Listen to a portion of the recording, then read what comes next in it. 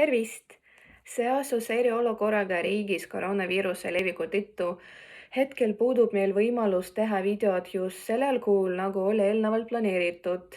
Seega räägin ma täna teile meie äriidest täpsemalt. Äkki te olete väsinud vihmast märjaks saamisest või äkki olete väsinud külmumisest või te surute kuumusest? Me teame lahendust. Meie lahenduseks on uus innovaatiline bussipeatus, mis on varastatud wifi'ga, telefonide ladimiskohtadega ning ta hoiab ühtlast ja mugavat temperatuuri. Video on suunatud huvigrupile, kes kasutab ühestransporti.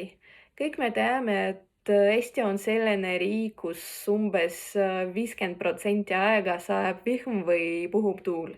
Seega on kõige levinum probleem on see, et tavaliselt lihtsalt võimatu oodata oma bussi väljaspool.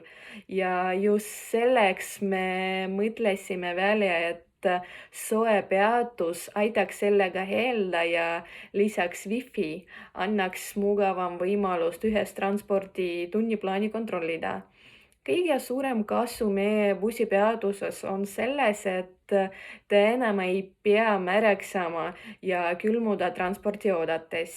Lubame peatuse kasutajatele mugavust, ilmastikukaitset, piisavat kogust laadimiskohtade ning bussi tunniplaani jälgimist ning juurdepääsu puudega inimestele.